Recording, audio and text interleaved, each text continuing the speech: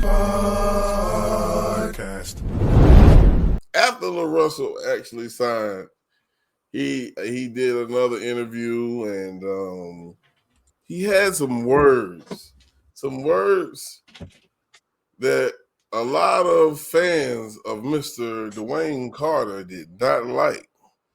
And we're going to listen to this interview.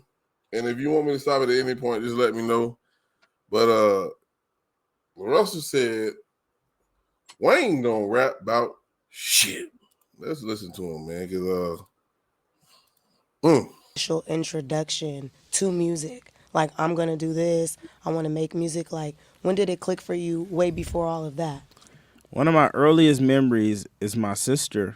My sister used to like write raps, and we had this boombox, and she would like. My dad always burned CDs, so we'd be listening like Knock If You Buck, and we used to just write raps. She'd be like, "Write a rap with me." Right. We'd rap it to my mom and my cousin in the kitchen, and I think from that I just got an affinity for writing, and I used to just always keep a notebook. I would always be writing. I'd be in class writing. Right. Like I couldn't escape it. I just really enjoyed to write at that time, and then I found Lil Wayne. One of the homies put me on Wayne, and it was like bars. I used to have a notebook, just bars. Right. I never knew how to write songs then. I just knew how to write punchline. Mm-hmm. Yep, and I just really grew like a love for writing. When I finally was able to write songs about my life, it opened my entire world up because I was like, oh, I've been using it wrong.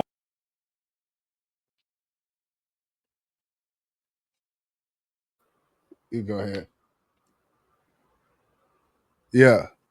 So that's an excellent I feel like what he said in his explanation about writing, excellent observation. Because it's two different things. It's writing a punchline and writing your life and writing your story. Two completely different worlds of writing in hip hop. And the little things that everybody knows, like staying on beat, this and that, that's all the same. But the mental part of it, when it comes to writing a punchline and writing actual true life, it's two completely different things. Do I like one better than the other? Yes, at times.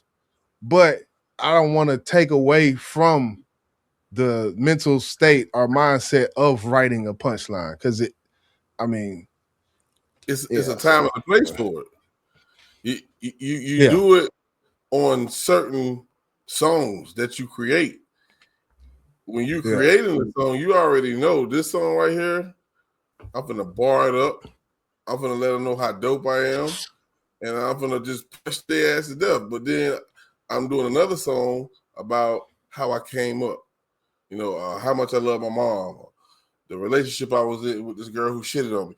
You're not gonna bar that shit up at all. So right. It's not about that. Yeah, it's not about it. So when you spend your whole goddamn career doing that, it says something about you to me.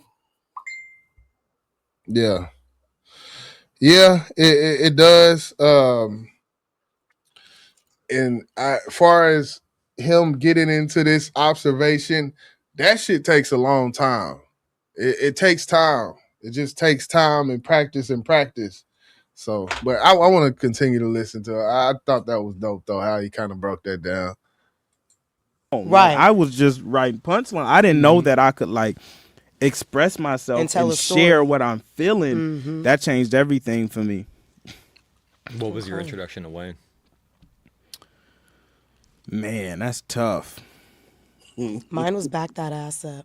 9-9. Oh yeah, of course. But that's so there's two introductions to Wayne. Yeah. There's an introduction to Wayne that's through culture and your parents that you have no merit in. Right. And then there's an introduction when you get to like dive. And mine's, I think it was like the Drought 2. I remember specifically what was the damn song? It was something on the Drought 2. My partner had an iPod. He was like one of the first people I knew with a laptop and an iPod, and he just was like, listen to this. And that was like my reintroduction to like, man, dedication mixtapes, the droughts. Like I just got No immersed. ceilings. Man, this was too? pre no ceilings. Yeah. I mean, the Carter, The Carter Carter. 1 and Carter 2 were amazing. Yep. Oh, yeah. Yeah. I think that was like my Like Father, Like reintroduction. Son, the Birdman album is kind of amazing. Too, I'm glad actually. we're like positively talking about Lil Wayne because the last guest shat on Lil Wayne so hard. Man, And I That shit finna change real quick. I take RX Wayne slander yeah. personal. Like I love Wayne so much, but I understand how someone could be like, man, this isn't the Wayne that like I remember. You Right. know? No, but he was saying, let me tell you what happened. He was saying that he hated him whole career. I couldn't believe it. Yeah. You know what? I I had was to so ask confused. him. But I said, let was it it- old Wayne or new Wayne? He like all of Wayne. Hilarious. Fuck Wayne. yeah, There's a lot of things he Hilarious. said. he said a lot. We won't. He repeat said a them. lot. We won't Yeah, repeat Who it. was it?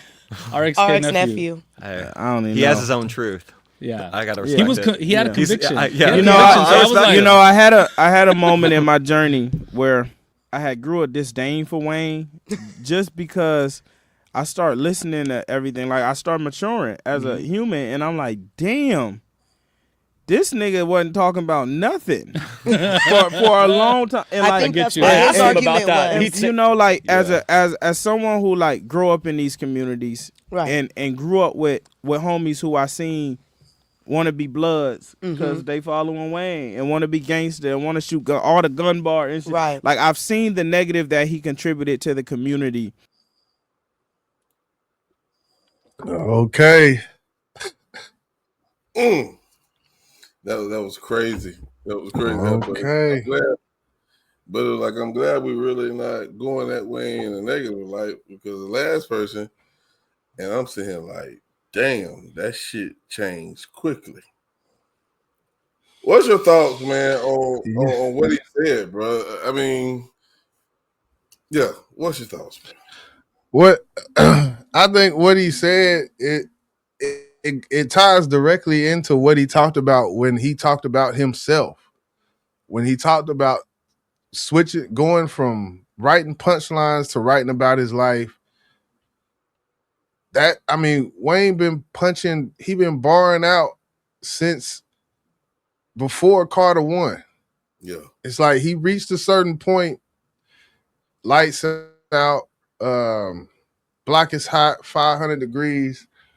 Where it wasn't truly bar driven like that. Once he got into this best rapper alive since best rapper retired and all of this shit, this is the era where he just started barring the fuck out, and it wasn't really about just the concept. He had his songs for the ladies or whatnot. He had his songs for this, song for that, but that wasn't his intention. Does everybody have to be talking about something? Like the vibe or the energy from that Carter 2 and Carter 1 album. Do you think if he was talking about his life story on them albums that they would give you the same energy? Or music is energy. You see what I'm saying? Like, but you can. It's called putting an album together, and it's nothing wrong with mixing in your life. And you don't if you don't want to talk about your life, cool. But he has done that. He did that on his first few albums when he was younger. So we know he could do it. But right. as his career moved on, it was bar, punchline. Bar, I'm barring up, punchline. Like, at some point, matter of fact, if you're going to say that I'm the greatest rapper alive ever since the greatest rapper retired, if it is true that the world agreed that Jay-Z was the greatest rapper before you, why don't you go look at that man's catalog and see why they called him the great? He didn't just bar up in every goddamn song, bro. I don't know nobody who do that but Wayne, bro. Yeah, and what I will say, I think his best music is that. Now, when he talks about stuff, do people want to hear it? That's the next question. I mean, because I mean, he had so on Carter 4, he didn't talk. Carter 5, he didn't talk about his life. Yeah, Like I didn't have him when he talked about his pops in his early career. You know how he missed, and when he talked about, damn, I miss my dogs. I love that fucking song. I'm like, he's actually talking about something. You know what I'm saying? That was one of his hits. So yes, if he's talking about something, yes, we will listen. Because why? This is Lil Wayne. I can't say just because something that's poetic that people are not gonna listen to it. So what if it got a guitar on the beat and it sounds more rock and rollish and he's talking about something? Nobody want to hear no rock and roll. Like his later career. So that's what I'm saying. It's not like he's not doing it. It's just people don't want to hear it when he's doing it. Like, do you know what he was talking about in those rock and roll songs? I didn't listen to him. Exactly. Nobody did. That's not my art. I get what you're saying. That's not my, So I think he knows how to make a song like that. When people go to the songs they like from Wayne, they go to Carter 1 and 2. People like certain things from certain people. If J. Cole came out and made an album like Carter 2, well, you'll be on that shit. I ain't gonna lie. With Carter 2 beats and Carter, you were like, yeah, see, this the Cole. We need it. Like, you see what I'm saying? People like to hear certain shit from people, man. We don't want to hear Wayne talking about, even though he did, but he created that space. He created that lane because he did it so much. Like, what's the song he did? She Will. I like that goddamn song. It's about a female or whatnot. But then he did that song, How to Love. That was a nice fucking song, bro. I like that goddamn song. Yeah. And that was a beautiful song. It wasn't one of his biggest hits, but it was a hit to me. I can't tell you the numbers he did on it, but I think the world liked that goddamn song, bro, because this is what he was talking about, bro. Yeah. That's one of the things. It's got to be presented a certain way, I feel like. And what Wayne been presenting, people ain't been fucking with. I haven't been fucking with. But he was talking about some things on Carter 6, but that's the thing about a punchline artist. I mean, you doing all these features, you getting on everybody else's beat for all these mixtapes. That doesn't breed what LaRussell's talking about. Like, and I go back to Akeem Ali because I feel like he's almost damn near he does the same thing. It's just, punchline after punchline after punchline. Then he put his album out and he, talking to the ladies a little more and there's some concepts and things. But you hear one of his freestyles, which that would be equivalent to like a Wayne freestyle, and he's freestyling. That's his niche type of thing. That was Wayne niche, to get on the song and just kill it. That was it. Like, artistry versus, we can go to that, but listen, we heard what Wayne said after the Grammys. Make a song about it. And don't use a motherfucking I gotta work harder. punchline. Don't use a motherfucking punchline. Just tell the world you talking about when he said, yeah, when he was like, I gotta work harder. No, I got sworn on the ground. Okay. I don't want to hear that crybaby shit. There's a lot of people who feel like, shit, Jordan ain't getting no goddamn, he ain't even getting no mention. That nigga album was better than yours. He shouldn't have. He shouldn't have. Not for that. Not for that. Right. But anyway. But it was better than Wayne album. I'll say that. It was better than Wayne album. And I feel like if he did his rock and roll more like how Joyner did his rock and roll, he'd probably be a little. I think we would be a little more receptive to it. One fucking song, bro. Not a whole album full of rock and roll, bro. Don't do that. Don't do. Well, I mean, when he does it, if he would have did it like that one song, and Joyner be spitting on him too. He be spitting on him. Damn it. But again, he can rap. if Wayne want people to, I ain't gonna say take him serious because he's one of the greats. But how you feel? Because we know shit, that's what Cole do. When shit bothers him, he'll put it on the fucking song. He talk to you. It's like a conversation he's having with us through his music. So if you're gonna talk to us about how you feel, Wayne, you don't have to use no fucking punchlines, my nigga. Show your fucking artistry. Let them know you can rap without using punchlines. I want to see you do it, bro. I want to see you do it. I get, I agree, but I don't want to hear everybody do that. Like Wayne is specific for something. I want to hear him do Oprah and Gayle verses, 2 Chainz, the collab, Colligrove, like the collab, Colligrove one, like that's what I want to hear from Wayne. He can, I mean, it's the beat selection that goes into it, but I don't want to hear everybody trying to explain every fucking thing about every little intricacy of their childhood and shit like Cole just did. I don't want to hear that all from everybody, because some people aren't good. Some people, they may not be that deep thought processed enough to even try to do a whole album like that. But I don't want to hear that from everybody, I mean, I ain't want him to do a whole album like that. But show me your artistry, bro. Show me that you can do something different. Artistry.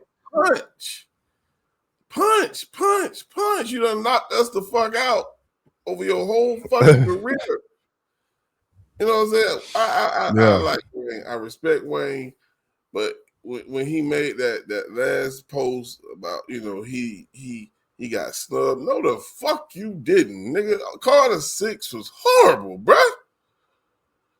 It was horrible. I'm going to say that. So it was. If you feel that way, you need to bounce back and give the people what they want to hear. Point blank period, bro. You done did the rock and roll shit. You done went to Mars and all that shit. It ain't worked for you, bro. Go back to Carter. So and all that shit. Yeah, Wayne is like a J.R. Smith. Like he can be streaky. Like when you see him do some amazing shit. Like there's shit Wayne does with certain verses that I feel like LaRussell doesn't even have the. Well, let me not say that because I haven't heard enough of LaRussell to do that. But when he get in certain bags, and I'll go back again, like the Oprah and Gayle song by Lil Wayne, 2 Chainz, and Benny the Butcher. Like on that song, I feel like there's not a lot of people who can rap like that, even if they tried. Like Nas Rewind, and when J. Cole did it, there's not a lot of people who can do that. If they tried to mimic that, there's not a lot of people who can do that. And I feel like that about a lot of Wayne verses. And I feel like that's why he gets mentioned as one of the greats, like with the Andre 3 Stacks and shit. Because LaRussell's not getting mentioned in those conversations because that hasn't been his, so. Well, I know one thing. Rap is a sport, and a lot of people like to be competitive, and Wayne's one of those artists who put it out there. He wants to be the greatest rapper. And one song, and I'm going to leave it alone, that stood out to me that showed that he's not going to let you just get on here and embarrass him was Mona Lisa. Yeah, Mona Lisa, the one he did with K-Dot. Both of them went like, whew. I couldn't tell you who verse was better. And that was in the latter part of his career I think it was Carter 5, if I'm not mistaken. Man, Wayne. Oh, yeah. If you let us know at that point that, nigga, you still can do this. So quit playing with us. Right. And take Carter 6 and shove that shit up your ass. Carter 7 coming soon. That's boss. I'm Jay. Salute LaRussell, man. Stop getting out here on these podcasts and let these people trick you out of motherfucking viral moment. Talk about yourself. Don't talk about these other people like leave that for us, goddammit. You are the one. Don't do that no more, LaRussell. Yep. They on your ass, boy. Business Podcast.